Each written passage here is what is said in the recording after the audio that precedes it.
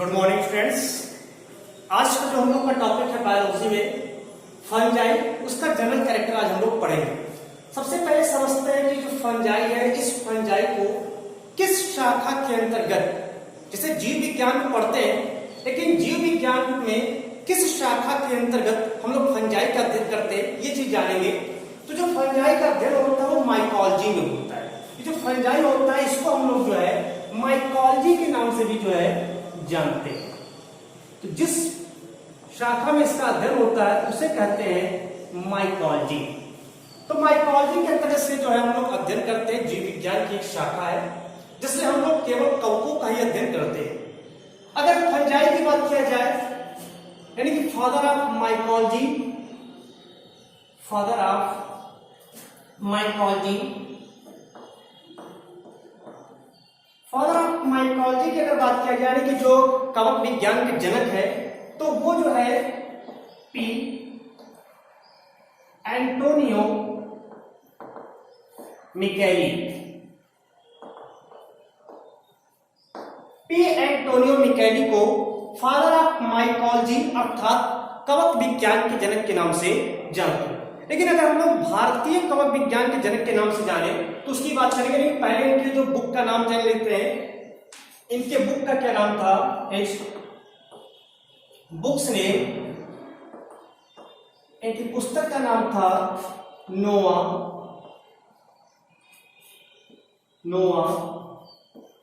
Plantarum genera. इनकी book का नाम था नोआ प्लांटेरम जेनेरा। तो ये जो बुक था, इसी बुक के में इन्होंने जो है कवकों का विस्तृत अध्ययन किया। इसीलिए पी एंटोनियो मिकेली को हम लोग फादर ऑफ माइकोलॉजी के नाम से जानते हैं। अगर इंडियन की बात करें, father of mycology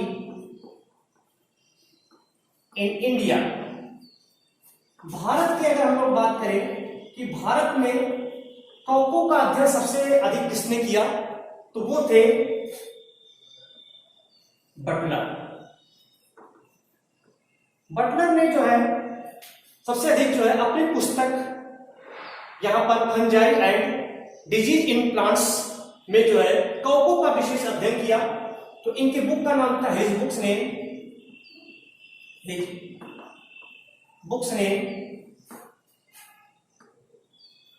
fungi and disease in plants. तो इन्होंने अपनी जो पुस्तक थी fungi and disease in plants, इसके कारण इन्होंने जो है पूरे कवकों का अध्ययन किया। इसके अलावा कवकों में जो है जो उसके रोग होते हैं, उस रोगों कवकों के द्वारा जो रोग उत्पन्न होता है पौधों में, उसका भी विस्तृत अध्ययन किया। इसीलिए इन्हें जो है बटलर को फादर ऑफ प्लांट पैथोलॉजी के नाम से भी जानते हैं। फादर ऑफ प्लांट पैथोलॉजी के नाम से जानते हैं। तो ये जो था कि माइकोलॉजी का अध्ययन किसने किया, माइकोलॉजी को किस रूप में अध्ययन किया गया, उनकी बुक का नाम father of mycology in India. अब बात करते हैं इसके जनरल कैरेक्टर की, कि जो फंजाई होता है उस फंजाई का जनरल कैरेक्टर क्या है। सबसे पहले समझ लेंगे कि अगर फंजाई की बात हो रही है, इसका मतलब इसका पहला जनरल कैरेक्टर होगा कि जो प्लांट्स होंगे थैलोफाइटा के अंतर्गत आएंगे। ये जो प्लांट होंगे वो थैलोफाइटा के अंतर्गत आते हैं। यानी कि कैसे प्लांट है? थैलोफाइट है, थैलोफाइट्स होते हैं। थैलोफाइट्स का मतलब क्या होता है, पहले इसको समझ लें। थैलस मतलब होता है, यानी कि थैलस मतलब होता है थायरॉइड। थायरॉइड का मतलब होता है जिसमें रूट स्टेम लीफ एब्सेंट होता है। Root stem leaves are ETC are absent.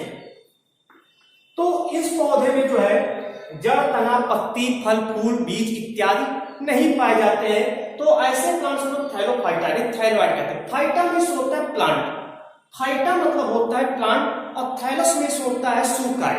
सूकाय का मतलब होता है इसमें root, stem, leaves, fruit, flower ETC नहीं पाए जाते हैं, उसको हम लोग थैलोइड के नाम से जानते हैं। तो यहाँ पे थैलोफाइटा का सदस्य होता है। इसके अलावा ये जो है एक मोनोफिलस होता है। एक्लोरोफिलस होता है।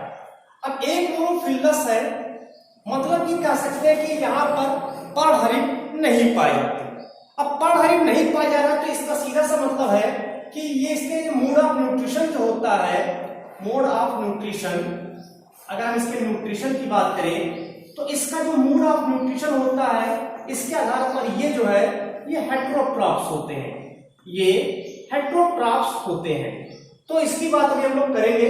पहले फिलहाल इतना समझे कि ये मोड ऑफ न्यूट्रिशन के अकॉर्डिंग अगर बात करें तो ये परपोषी होते हैं, हेटेरोट्रॉप्स नेचर के होते हैं, अर्थात स्वयं अपना भोजन नहीं बना सकते। क्यों? क्योंकि यह जो है एक्लोरोफिलस अर्थात पर्णहरिण रहित होते हैं। इसके अलावा ये जो है नॉन वैस्कुलर प्लांट्स भी होते हैं, नॉन वैस्कुलर प्लांट होते हैं। नॉन वैस्कुलर प्लांट्स इसलिए होते हैं क्योंकि हमने पहले लिख दिया है कि थाइलॉइड होते हैं, रूट स्टेम लीव्स एब्सेंट होते हैं, अतः यह जो है नॉन वैस्कुलर प्लांट्स होते हैं, वैस्कुलर बंडल इसमें नहीं पाए जाते, तो इसमें वैस्कुलर बंडल जो होता है वो एब्सेंट होता है, तो नॉन वैस्कुलर प्लांट्स होते हैं। अब बात करते हैं कि जो कवक होता है कैसे बनता है। जो कवक होते हैं, कवक की अगर हम लोग बात करें तो जो कवक है ये छोटे छोटे कवक सूत्र से मिलकर के बने होते हैं। छोटा छोटा कवक सूत्र होते हैं, मान लेते यही है, ये ऐसा बना दिया हमने कोई भी, तो इसको कहते हैं कवक सूत्र, धागे नुमा संरचना ये होती है।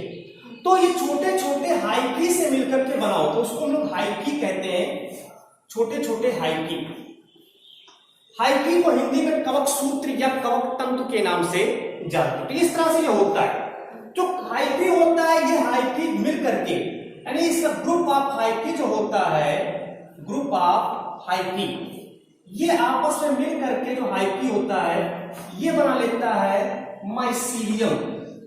ये माइसीलियम का निर्माण यहां पर करता है। तो माइसीलियम का मतलब होता है कवक जाल। तो ये जो कवक तंतु होता है, बहुत सारे कवक तंतु आपस में मिल करके, जैसे यही है, ये इस तरह से बहुत सारे कवक तंतु आपस में मिल रहे हैं और मिल करके ये यहां पर एक कवक जाल बना लिया। ये क्या बना लिया? कवक जाल बना लिया। तो ये जो कवक जाल बना रहा है इसी को कहते हैं कवक की पूरी संरचना होती है। अब ये जो हाइफी होता है ये भी दो प्रकार का होता है, या तो ये सेप्टेट होता है, या तो ये सेप्टेट होगा और या तो ये जो है एसेप्टेट होता है। अब सेप्टेट और एसेप्टेट का मतलब क्या होता है इसको समझेंगे।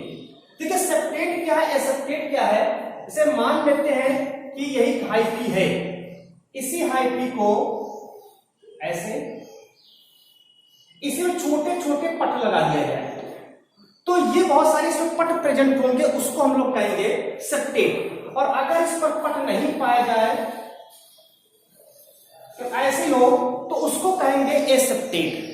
तो सेप्टेट क्या है? जिस पर पट पाए जाते हैं, सेप्टम प्रेजेंट होता है, उसको हम लोग कहते हैं सेप्टेट। और जिसमें जो है सेप्टम एब्सेंट होता है उसको हम लोग कहते हैं एसेप्टेट।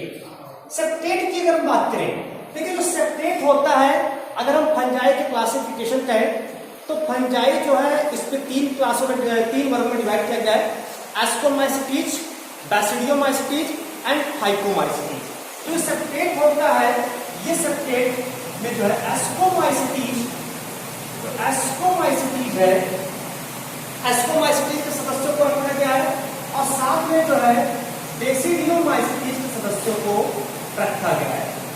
बेसिडियोमाइसिटीज के सदस्यों को जो है जो सेप्टम प्रेजेंट होता है। तो सेप्टेट में जो है एस्कोमाइसिटीज और बेसिडियोमाइसिटीज जो होते हैं उनके कवक तंतु में सेप्टम प्रेजेंट होता है, सेप्टेट नेचर के होते हैं। जबकि जो फाइकोमाइसिटीज होते हैं, फाइकोमाइसिटीज के जो सदस्य होते हैं उसमें सेप्टम नहीं पाया जाता है, कोई भी पट नहीं पाए थे कवक तंतु में, तो इस प्रकार से हम इसको एसेप्टेट की श्रेणी में रखते हैं। ये इसमें सेप्टेट और एसेप्टेट की बात है। हम चूंकि बात कर रहे थे हेटेरोट्रॉप्स है, तो हेटेरोट्रॉप्स को भी देखेंगे, यानी मोड ऑफ न्यूट्रिशन जो है, हेटेरोट्रॉप्स जो इसका न्यूट्रिशन होता है उसकी चर्चा अगर कर लें तो इसका जो न्यूट्रिशन होता है, न्यूट्रिशन, तो मैंने कहा कि इसका न्यूट्रिशन कैसा ही करता है, हेटेरोट्रॉप्स होते हैं। सेप्रोट्राप्स होते हैं और इसमें जो है ये पैरासाइट और सेप्रोफाइट दोनों नेचर का होता है। ये पैरासाइट भी होता है और सेप्रोफाइट नेचर का होता है। तो इस तरह से ये पैरासाइट भी होते हैं यानी परजीवी भी होते हैं और मृतोपजीवी भी होते हैं। अब परजीवी की अगर हम लोग बात करें यहाँ पर, यानी कि पहले हम परजीवी की बात करें तो पैरासाइट भी दो प्रकार से होते हैं और सेप्रोफाइट भी इसमें दो प्रकार से आते हैं। पहला एक होता है ऑब्लिगेट पैरासाइट। ऑब्लिगेट पैरासाइट होता है। ऑब्लिगेट पैरासाइट हम किसे कहते हैं कि जब इसका जो होस्ट हो कोई लिविंग होस्ट पर यह पाया जाए, किसी लिविंग होस्ट पर जो है के द्वारा अपना पोषण प्राप्त कर रहा हो, मतलब जो होस्ट है वो जीवित होना चाहिए। जब वो जो है किसी लिविंग होस्ट पर अपना पोषण प्राप्त करता है तो उसको कहते हैं ऑब्लिगेट पैरासाइट। इस कंडीशन में अगर मान लेते हैं, इस कंडीशन में अगर जो है जो लिविंग होस्ट है इसकी डेथ हो जाती है तो जो पैरासाइट यानी जो कवक है उस कवक की भी मृत्यु हो जाती है। और ऐसा एग्जाम्पल है, इसमें एग्जाम्पल ले लेंगे पक्सीनिया। पक्सीनिया जो कवक होता है ये यहाँ पर ऑब्लिगेट पैरासाइट होता है, लिविंग होस्ट पर पाया जाता है और लिविंग होस्ट की डेथ हो जाने पर इसकी भी मृत्यु हो जाती है। दूसरा इसमें होता है एक जो है facultative parasite. Facultative parasite, facultative parasite क्या होता है, इसमें जो है ये एक्चुअल में सेप्रोफाइट होते हैं। एक्चुअल में कैसे होते हैं, ये सेप्रोफाइट होते हैं, मेनली सेप्रोफाइट होते हैं, मेनली सेप्रोफाइट नेचर के होते हैं, ठीक है। लेकिन बट में भी ये जो है पैरासाइट हो सकते हैं, बट में भी पैरासाइट नेचर। मतलब अगर मान लेते हैं कि इस कंडीशन में एक मान लिया जाए एग्जाम्पल कि जैसे कोई एक कवक है, वो कवक सेप्रोफाइट यानी कि वहां पर वो जो मृतोपजीवी सड़े गले अंशों से अपना पोषण प्राप्त कर रहा है। अब मान लेते सड़े गले अंश समाप्त हो जाए तो उस कंडीशन में वह जो है वो पैरासाइट हो सकता है। तो यहां पर क्या है, इसको हम फैकल्टेटिव पैरासाइट कहेंगे। इसके एग्जाम्पल की अगर हम लोग बात करें, इसका एग्जाम्पल जो है, इसका एग्जाम्पल की अगर बात करें तो इसको कहते हैं यहाँ पर फ्यूजेरियम। इसका एग्जाम्पल होता है फ्यूजेरियम। तो फ्यूजेरियम जो कवक होता है वो कवक जो है मेनली ये जो है इसका लक्षण है सेप्रोफाइट का, बट ये जो है पैरासाइट भी हो सकता है। थर्ड होता है, इसमें बात करें तो थर्ड है ऑब्लिगेट सेप्रोफाइट। ऑब्लिगेट सेप्रोफाइट मतलब ये क्या होते हैं, ये हमेशा जो है नॉन लिविंग होस्ट पर ही अपना जीवन यापन करते हैं। ये कहां करते हैं, जो नॉन लिविंग होस्ट होता है उस नॉन लिविंग होस्ट पर ही अपना जीवन यापन करते हैं। इसके एग्जाम्पल की अगर हम बात करें तो इसका एग्जाम्पल जो होता है वो होता है एगैरिकस। एगैरिकस, एगैरिकस के बारे में जान लें, इसको मशरूम भी कहते हैं, ये खाया भी जाता है। तो ये कैसा ये है और मॉर्केला है, ये कवक खाद्य युक्त होते हैं, खाने योग्य होते हैं। तो एगैरिकस जो होता है जिसको मशरूम कहते हैं, ये पूरी तरह से ऑब्लिगेट सेप्रोफाइट है, केवल नॉन लिविंग होस्ट पर ही पाया जाएगा, यानी कि यह जो पैरासाइट नेचर का नहीं हो सकता है। चौथा इसमें होता है एक जो है चौथा फैकल्टेटिव सेप्रोफाइट।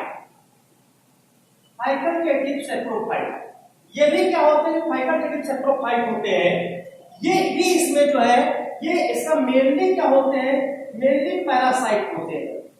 मेनली अगर बात करेंगे तो ये पैरासाइट नेचर के होते हैं। तो मुख्य रूप से पैरासाइट नेचर के होते हैं, बट मे बी सेप्रोफाइट जो है हो सकते हैं। तो ये मुख्य रूप से जो है पैरासाइट नेचर के होते हैं, लेकिन यह जो है सेप्रोफाइट नेचर के भी हो सकते हैं। जैसे इसका एग्जाम्पल की अगर हम लोग बात करें तो इसका एग्जाम्पल होता है टेफ्राइना। टेफ्राइना ये पीले पीले रंग का जो फफूंद होता है, तो ये जो होते हैं फाइटोकेटिव सैप्रोफाइटा मतलब मेनली ये पैरासाइट होते हैं, मतलब परजीवी होते हैं। लेकिन अगर परजीवी नहीं है तो ये जो है ये जाकर तब सैप्रोफाइट हो सकते हैं। तो ये यहाँ पर इसका एग्जाम्पल रहता है। इसके अलावा भी जो कुछ ऐसे पैरासाइट होते हैं, पैरासाइट में हम बात करें पैरासाइट में कुछ ऐसे भी होते हैं जो केवल शरीर की बाहरी सतह पर ही पाए जाते हैं, तो उसको लोग एक्टोपैरासाइट कहते हैं। एक और इसको काम ले लेंगे इसमें हम एक्टोपैरासाइट।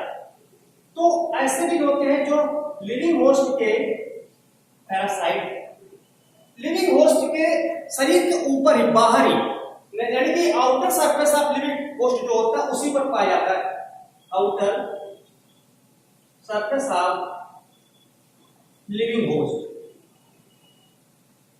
तो ये जो है जो लिविंग होस्ट होता है उसके आउटर सरफेस यानी कि उसके बाहरी त्वचा पर या बाहरी सतह पर पाए जाते हैं, तो उसको हम लोग कहते हैं एक्टोपैरासाइट। एक्टोपैरासाइट की हम बात करें इसके एग्जांपल की, जो एक्टोपैरासाइट है इसका एग्जांपल एरिसाइकी।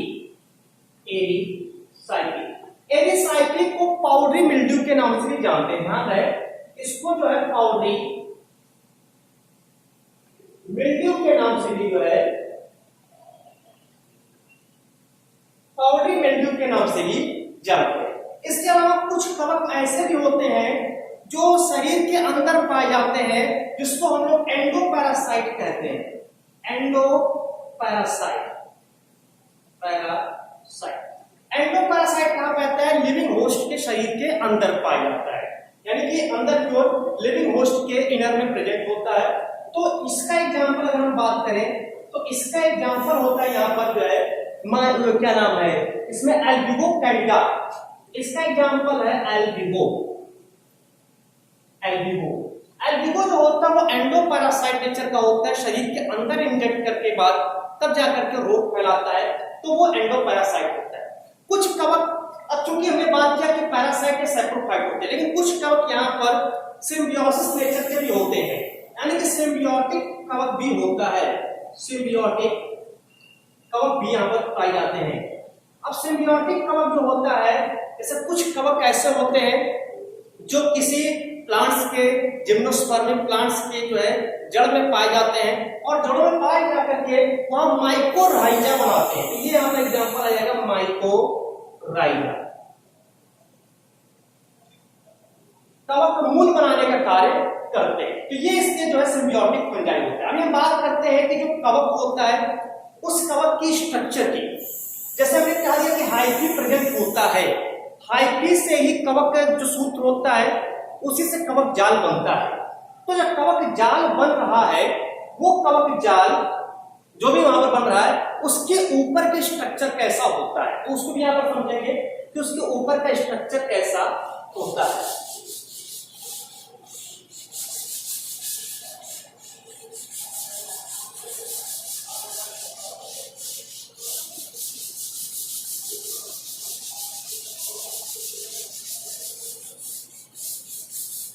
आसानी से समझ में आ जाएगा।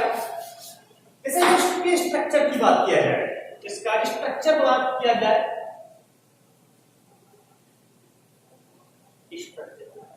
तो जो हाइफी होता है मैंने कहा कि दो प्रकार का, सेप्टम और एसेप्टम, यानी कि सेप्टेट एंड एसेप्टेट। सेप्टेट जो होता है पहले मैंने बता दिया कि जो सेप्टेट होते हैं उसमें पट पाए जाते हैं, जिसमें पट नहीं पाए जाते हम लोग उसको एसेप्टेट की श्रेणी में रखते हैं। अगर हम बात करें जो हाइफी के सलवाल होते हैं, salwar of hyphae, salwar of hyphae, अगर हाइफी के सलवाल की बात करें, पहले तो ये जान लें कि जो कवक होते हैं सभी कवक जो है उसके नेचर की अगर हम बात करें तो कवक जो होता है यूकैरियोटिक होते हैं, और यूकैरियोटिक के साथ साथ जो है वो वहां पर मल्टीसेलुलर भी होते हैं। तो अभी यहां पर चूंकि यूकैरियोटिक और मल्टीसेलुलर है, यूकैरियोटिक एंड मल्टीसेलुलर है, तो ये चीज यहां पर प्लांट्स में रख सकते हैं। लेकिन यहां पर हम बात करें हाइफी की कोशिका भित्ति की, अगर सलवाल की बात किया जाए हाइफी के, तो चूंकि प्लांट्स में है तो इसमें जो है ये जो बना होता है सलवाल ऑफ हाइफी, या तो ये फंगल सेलुलोज में पाया जाता है, फंगल सेलुलोज के बने होते हैं। इसके अलावा जो है ये फंगल सेलुलोज बने होते हैं, या फिर जो है ये काइटिन का बना होता है, और या फिर इसमें जो है या कैलोस का बना हुआ होता है। कार्बोहाइड्रेट कैलोस, तो कैलोस के बने हुए जो है ये होते हैं। तो ये जो होता है तो फंगल सेलुलोज का बना होता है, या काइटिन का बना होता है, या कैलोस। काइटिन की अगर बात करें, जो फंगल काइटिन है, यानी कि फंगल काइटिन की बात करें, फंगल काइटिन, लेकिन काइटिन को एक बात और सुन चुके हैं, जब आर्थ्रोपोडा पढ़ा जाता है जंतुओं में, जूलॉजी की बात कर रहा हूं, आपको बॉटनी चल रहा है, जूलॉजी में जब आर्थ्रोपोडा पढ़ते तो उस आर्थ्रोपोडा में भी जो बाह्य कंकाल होता है उस जंतुओं का, आर्थ्रोपोड जंतुओं के, वो भी काइटिन का बना होता है, लेकिन वो काइटिन और इस काइटिन के स्ट्रक्चर में अंतर होता है। ये जो फंगल काइटिन होता है, अगर हम इसके फार्मूला की बात करें फंगल काइटिन के, तो इसका फार्मूला होता है C22H54N4O21 का होल N। तो ये इसका फंगल काइटिन का जो है फार्मूला होता है। ये काइटिन जो है, जो एनिमल काइटिन होता है उससे पूरी तरह से भिन्न होता है। इसके अलावा जो सेप्टेट होते हैं, यानी जो सेप्टेट माइसीलियम है, जो सेप्टेट माइसीलियम है, जैसा कि हमने इसके पहले बता चुके हैं, जो सेप्टेट माइसीलियम होता है, दो प्रकार के एसेप्टेट और सेप्टेट माइसीलियम होते हैं। जो सेप्टेट माइसीलियम अर्थात एस्ट्रोमाइसिटीज और बेसिडियोमाइसिटीज वर्ग के जो सदस्य होते हैं वो सेप्टेट माइसीलियम होते हैं, जबकि हाइपोमाइसिटीज के सदस्य जो होते हैं वो वहां पर एसेप्टेट माइसीलियम होता है। तो सेप्टेट माइसीलियम जो होते हैं, इसमें सेल के आधार, न्यूक्लियस के आधार पर ये कई प्रकार के होते हैं, यानी कि ये तो कह सकते हैं पॉलीमार्फिक होते हैं, यानी किसी किसी में यूनिन्यूक्लिएट होता है, यूनिन्यूक्लिएटेड होते हैं, कुछ बाइन्यूक्लिएटेड होता है, बाइन्यूक्लिएटेड होता है, और कुछ इसमें जो है पॉलीन्यूक्लिएटेड, पॉलीन्यूक्लिएटेड स्ट्रक्चर में पाए। तो इस तरह से जो है जो सेप्टेट माइसीलियम होता है उसमें न्यूक्लियस की संख्या एक भी हो सकती है, दो भी हो सकती है, उससे भी अधिक हो सकती है। तो वन जो है यूनिन्यूक्लिएटेड, बाइन्यूक्लिएटेड या मल्टीन्यूक्लिएटेड कहें या पॉलीन्यूक्लिएटेड कह सकते हैं। तो ये जब पूरा जो है ये कवक था। कवकों का जो अध्ययन होता है माइकोलॉजी के अंतर्गत करते हैं। इसके अलावा जब प्लांट पैथोलॉजी पढ़ते हैं तो उस प्लांट पैथोलॉजी में भी कवकों का अध्ययन किया जाता है। क्यों? क्योंकि अधिकतर जो रोग होते हैं पौधों में वो कवकों के द्वारा होते हैं। मनुष्य में बहुत सारे रोग होते हैं जो कवकों के द्वारा होते हैं, जैसे दांत, रिंगवर्म, जो रिंगवर्म डिजीज यानी जिसको दांत कहते हैं, वो भी जो है कवक के द्वारा ही होता है। तो ये था हम लोग का आज का जो टॉपिक था, वो फंजाई के कुछ जो है जनरल कैरेक्टर यहाँ पर हम लोग समझे। आई होप आप लोग को समझ आएगा। धन्यवाद।